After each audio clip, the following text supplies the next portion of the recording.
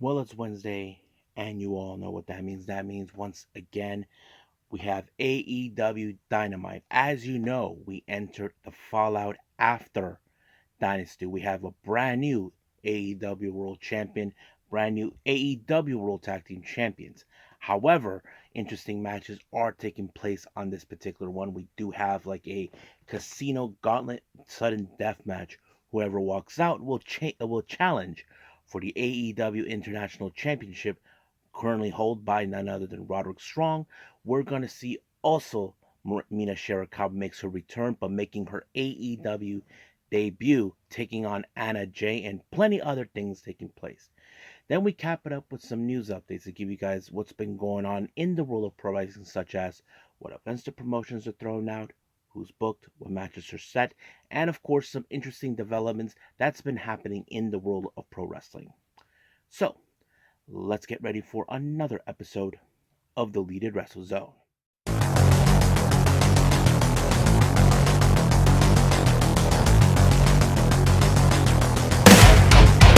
Are you ready? Get up, get up! Get up, get up! Get up, get up! Get up, get up! Get up, get up!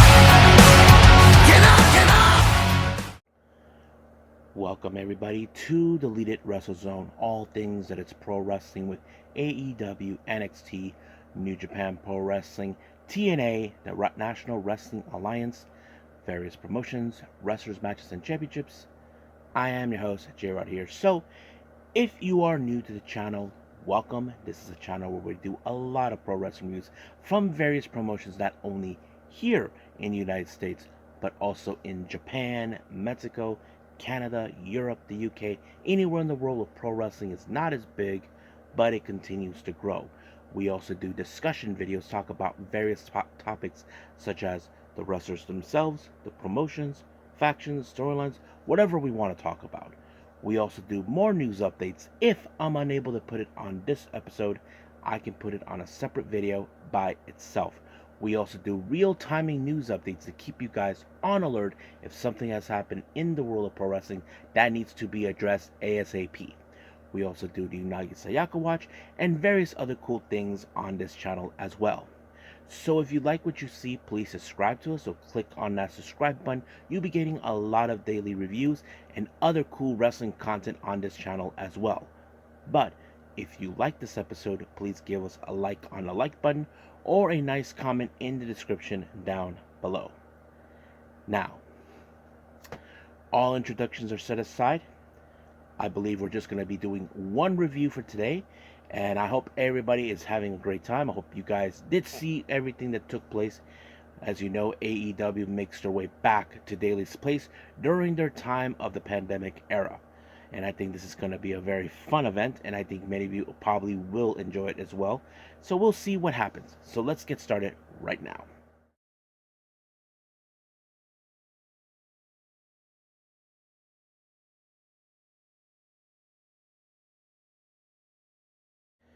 Okay, AEW Dynamite, they return back to Jacksonville to Daily's Place. If you guys are not familiar with this venue, let me explain. This venue has served its purpose from since the 2020 COVID-19 stuff. They did all their shows there until they were bringing audiences little by little until things have now went back to normal, and it holds special memories for certain people, especially the wrestlers themselves who did some awesome debuts there. Especially we know one, the late Brody Lee debuted there during the time of the pandemic, and I'm sure we all have those fond memories as well. But right now, let's get started. Now, as you all know, we entered the fallout after Dynasty that took place this past Sunday. Now, we did see earlier in the day the Elite showed up, Okada and the Bucks, along with the scapegoat, Jack Perry. Now, security tried to stop him, but the Elite told him that he's with them and that sort of thing. So, as you know, they're up to no good as always. Now, let's move on to what's going on inside the ring. We were supposed to see Orange Cassidy making his way. As you know, possibly he wanted answers with Trent Beretta why he did what he did, and then when we saw next, He attacked him, beating the crap out of him. But Trent Beretta has now been impatient, demanding that Chuck Taylor makes his decision. Who does he stand by with? Now, of course, Trent Beretta was hoping that Chuck will do that. Now, Trent said he calls Orange Cassidy a narcissist, that everything they did was all because of him. But however, Chuck did not want to, decided to side with Orange Cassidy no matter what. But he did state that he will see him in the parking lot. If you guys remember clearly, he and of course Trent ended up in a parking lot match against Ortiz and Santana back in 2020, which is an honorable, memorable timing for them. So they're going back where things have gone crazy enough for them. Now, as you know, Jon Moxley, he is well aware what's going on, so he posted out a video promo. As you know, he will have to defend the IWGP World Heavyweight title against Hobbs. So basically, this is the idea of course, that pencil neck narcissist. Well, he likes to call other people narcissists, but I think he's a narcissist. Don Callis, that this title will go directly straight to the Don Callis family. Now, our very first official match of this evening, we do have the AEW World Title Eliminator match. We have, of course, our newly crowned champion Swerve Strickland taking on Kyle Fletcher. Now, you would think that this is going to be a very impressive match. It did. Now, we know that Kyle Fletcher has the killer instinct, but however, Swerve, as you know, very crafty in what he does in the ring. Well, he was able to pick up the win when he applied the swerve kick right in the temple of Kyle Fletcher, allowing himself to pick up the win. Now, we do know it was announced a little later that that there'll be another eliminator match next week, so that's going to be a little interesting. But the obvious question is, who will answer it? Well, we'll just have to find out. Now, Renee Paquette conducts an interview with none other than the former AEW World Women's Champion Thunder Rosa, who fell short in reclaiming the belt against Toni Storm. But things got out of hand with the arrival of Deonna Purrazzo. It seems that they did not get along as we thought, but we could see a potential feud between those two down the line. Now, our next match, we have Mina Shirakawa making her way back to AEW, making her in-ring debut. Now, we did see her not too long ago. As you know, Mariah May was in a match against Anna Jay, and Anna Jay did not take this loss. Now, we do know that Mina and Anna Jay had met before, but that was in Ring of Honor. But Anna Jay, of course, tried to choke out Mariah May. Mina tried to save her. This became a battle who is going to win the affection of Mariah May between both Mina and Toni Storm. Now, of course, Mina, we know she's that good. She's been one of the rising stars in Stardom, especially being more recognized internationally. But however, of course, Mina, who has grown so much, was able to pick up the win when she applied the Glamorous Collection. Mina, 1, 2, 3 is over. And as soon as the match was over, Mariah May brought in a bottle of champagne or whatever it was. Then, of course, Anna Jay was not taking this loss very lightly. She initially attacked both Mariah May and Mina, but she decided to choke out Mariah May until timeless Toni Storm showed up and saved the day. But however, something twisted has happened. We saw Serena Deeb, the professor, making her way. Now, the obvious question is she issuing a challenge for the AEW women's title? I mean, it would most likely be possible. I mean, the title was right there in front of her. But if it is, then there is a possibility that Toni Storm will have a match against her, and if it was a betting man, it probably will be in Double or Nothing. I mean, what do you guys think? You think that's the scenario? I would say most likely, but we'll see. Now, as you know, we have a brand new TBS champion, Willow Nightingale. First, we see Stokely Hathaway and Chris Statlander, of course, being there to talk a little bit about Willow. And of course, Stokely Hathaway, who is such a nice guy, decided to bring in Caprice Coleman. Now, those who don't know, Caprice likes to do a little singing during Willow Nightingale's theme song, which he did. We normally would see that in Ring of Honor, but those who haven't seen it, you get to hear it on AEW. And I hear it all the time in Ring of Honor. And of course, there was a moment where, what's his name, Excalibur and Taz were saying this stuff towards, of course, the Ring of Honor thing and then that. But, however, of course, Willow Nightingale, as you know, talked about certain things about the past. She talked about, if you guys remember or not, Willow was part of the stands where they had wrestlers being the audience at the time. And then, of course, Willow Nightingale's name was popped up as joining the All Elite. And now they put congratulations, Willow.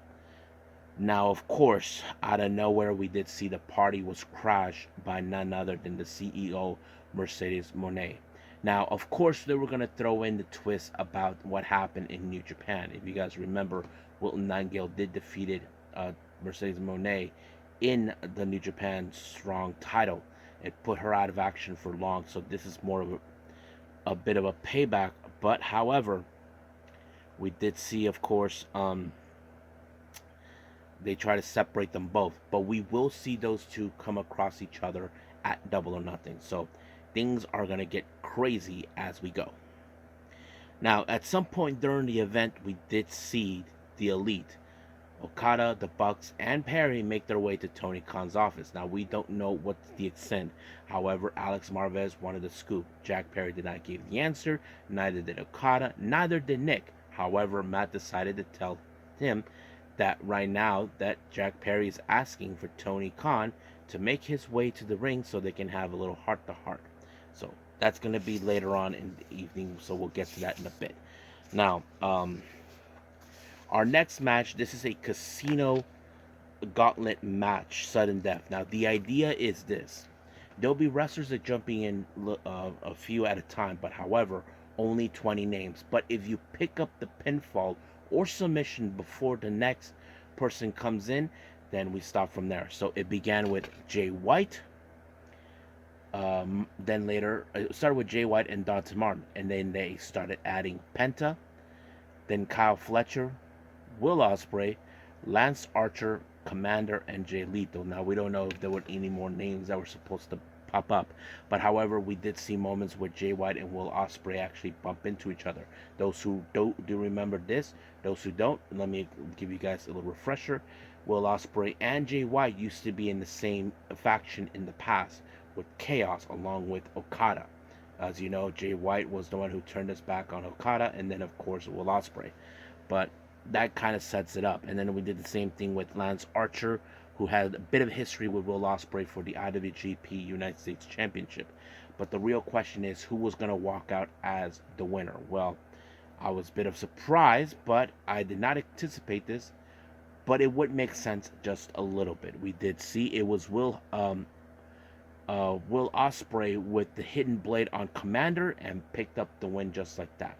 So he will get a shot of the AEW International Championship against Roderick Strong at Double or Nothing. Now, I think many of you might have thought the same thing as I thought too. Wasn't it the goal for him to win the AEW World Title at Wembley Stadium? It's possible, but I wouldn't be past it if they intend to maybe have him win that belt as well. But we'll see. So anyway, we did see Roderick Strong making his way, sending his message loud and clear that Will Ospreay will not get his hands on this belt, but you may never know. I mean, it's not the first time we see someone drop the belt in a short time, but anything's a possibility. Now, Jericho, as you know, made his way after what happened last Sunday on Dynasty, taking out Hook. Now, Taz, of course, well, he knows Hook is tough, but he knows that he will be back. But however, he does not like what Jericho was doing, calling the FTW for the World Championship. Well, I don't know what the FTW stands for, but I don't think it matters anyway. But however, he decided he wants to start a bit of a learning tree type of way where he wants to give better wrestlers the hone in on their crafts and all that. Big Bill even thought the same thing too. So he told them to watch him. So the real question is this the beginning of a new faction? But there is one thing I was kind of wondering. The learning tree. We had the same name we used before. And if you guys don't remember, this was a name that was used by none other than Brian Myers. And when TNA was still Impact, he had the learning tree. He had, of course, people like, of course, Zicky Dice and 2 other people. But I don't know what's the deal with that. But yes, we'll see what happens. Now, Renee Paquette did conduct another interview, but this time she had a talk with Will Ospreay. As you know, Will be facing against Roderick Strong. But however, Don Callis decided to butt in. He wanted to know to ask Will, why didn't he use the Tiger Driver? Now, he was more concerned after what happened last time with Bryan Danielson. But, of course, Callis wasn't hearing it. He basically saying, you should have just done the job. However, Kyle Fletcher tried to say, look, it doesn't matter now. He won. But, of course, he decided to, Callis decided to rub in the fact that, of course, he lost to Swerve, but it's not his fault either. But he's becoming too narcissist, in my opinion. But we'll see. Now we jump into the IWGP World Heavyweight Title. Excuse me.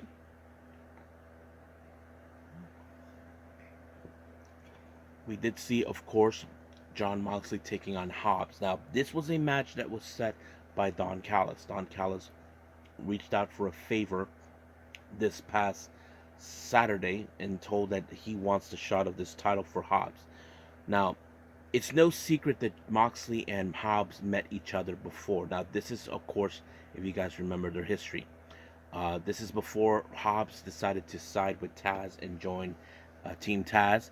But Moxley had to go dig deep into what he was going to do to Hobbs. I mean, you probably would think that Hobbs would be an impossible task to put down. Nothing is impossible when it comes to someone like Mox, but he was able to pull the Bulldog choke, putting him down once and for all.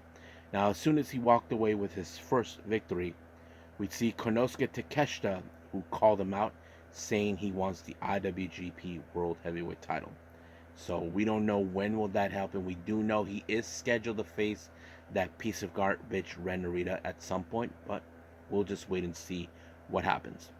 But as of right now, let's keep moving forward. Now, Renee Paquette does one last interview. This time, it was with Katsuyori Shibata. Now, of course, Jericho said some negative comments towards him, saying he was dead weight. But of course, Shibata saying that he would challenge him for the FTW title in an FTW rules match. And practically, and I hope Taz supports him, because I'm sure Taz will root for him, because, you know, he and Hook got along great. So we'll see. Now, in the ring, Tony Schiavone called out Jack Perry. Then, of course, here comes Tony Khan. Of course, they haven't spoken to each other after what happened back in All In. And all this. It seems like they were intending to put the past behind them, but apparently Jack Perry sucker punched Tony Khan in the ribs, and then they're attempting to apply the EVP trigger, but Okada had a much better idea. Why not the Indie Taker, or the Meltzer Driver, or whatever they call it now? And they took out Tony Khan. The referees and the medical staff tried to tell the Elite to back away and all this. And of course, members of the locker room showed up to check up on Tony. And then we did see Shahid Khan make his way. Those who don't know, Shahid Khan is the father of Tony Khan. But we did see an exclusive interview where Jack Perry enlightened that Tony Khan had this one coming.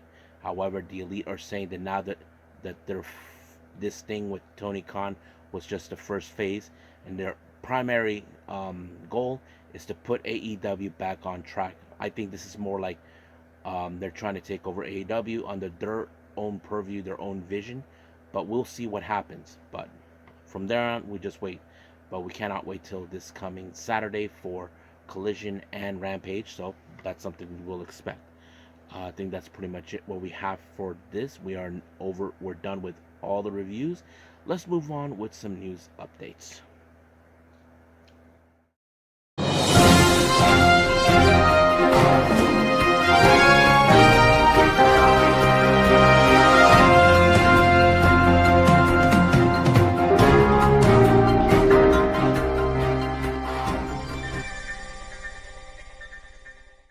Alright, welcome to our news updates. So let's begin with updates with the promotions on their upcoming events. Now let's begin with GCW. As you know, they announced their Philly show, the most notorious. They'll take place on the 18th of May. They just announced Steph the Landers will take on the Puerto Rico badass Tasha Steele. So that's going to be one hell of a match. Now, GCW has announced 3 more shows in 3 days' timing in 3 different cities. The first one is called Lights Out. They will take place on June 14th in Denver, Colorado. Then the following day, they make their way back to LA at the UCC for Hit 'em Up on the 15th. And then the following day, on the 16th of June, they make their way straight to Phoenix, Arizona for I Can't Feel My Face. Now, no announcement has been named about who will be participating, but as we get closer and closer, we will find out. Now, West Coast Pro for their upcoming show on May 18th for the Coast. The West Coast Pro tag team titles will be defended. Los Suavecitos, Ricky G and Donnie, whatever, defend their belts against C4, Cody Chun and Guillermo Rosas. So that's going to be an interesting match to hear about. Of course, the show Fortune Dream 9 that took place on June 12th. They announced for another interesting match, and this one is a 6-man tag with different people. We have Naomichi Marufuji. He teams up with Daisuke Sekimoto and Yuki Naya. They take on Minoru Suzuki, Yukio Yuji Hino, and Kanon. So that's going to be an interesting match. Now, the collaboration between both West Coast Pro and United Wrestling Network for the Killing Them Softly show taking place on the 25th, 2 matches have been announced. The first one is with Vinny Masario taking on Aaron Solo. Then we have Alpha Zoe versus Levi Shapiro. Now, finally, promotion Kitsune Women's Wrestling has announced for their upcoming event on July 14th.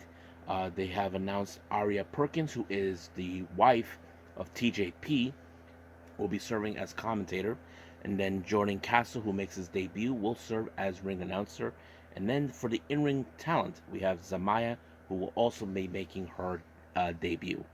I think that's pretty much it with all the promotions. So let's talk about certain developments. Kevin Nash, this was reported by Wrestling News. Kevin Nash said this: I want AEW to succeed. Them being viable option is a huge for the longevity of the business.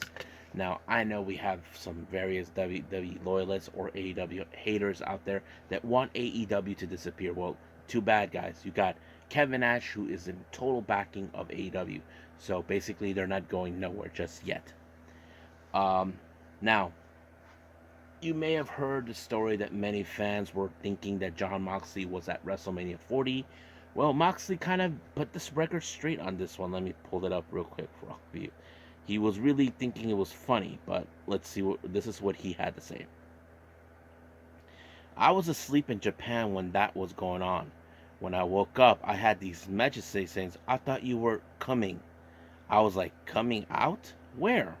It was cool that people thought it was me, but I was asleep. I mean, come on, guys. We've seen this thing before. People thought the same thing about Okada. They even thought the same thing about Kenny. But no, it didn't happen. So stop making wishful thinking. Now, as you all know, Cameron Grimms, now known as Trevor Lee, as you know, he was released. But there is significance why they did not have that. This was reported by Fightful Select. This is what they said. One was the kind of skill set and track record did not match with others. Were cut from the company while he's been with WWE for over 5 years. He got over in NXT and seemed to constantly improve in the ring. Another is that Grimes was also the last week's SmackDown actually a regular on TV when he wasn't being used. So basically, he wasn't being used a lot, but of course he was a different type of wrestler. I understand that part. Now, Tanahashi was recently talked about this. He said that he wants to work with other promotions to share knowledge about injuries and specific approaches to treat them. So basically, he wants to ensure that everybody have the same kind of access to treat the wrestlers. And he did say that it's called a medical committee where he and Noah will be trying to come up with ways to treat the wrestlers. I'm sure they probably would like to span this with other promotions all over Japan, but we'll see what happens. Now, finally, our last update. WrestleCon has announced that they'll be making their way to Cleveland, Ohio during SummerSlam. Um, this will take place on August 2nd and the 3rd in Cleveland, Ohio. So, no announcement has been made who will participate yet, but as the months get closer, I'll let you guys know. But as of right now, I think it's time to call it a day. Well, I hope everybody enjoys this episode. Coming up, our next episode will feature TNA and, of course, Ring of Honor. I haven't decided yet. As you know, I'm a bit behind on certain events with Noah, New Japan, All Japan Pro Wrestling, The Collective, and a few others. But I'll be trying to catch up as much as possible. So we'll see how things are progressing from here on out. But as of right now, that's the plan. I'll just the TNA and of course Ring of Honor are top priority. So we'll see what happens from here on out. So as of right now, I will see you guys in the next DWZ time, same DWZ channel. I must bid all of you adieu. So goodbye, and have a nice day. Bang.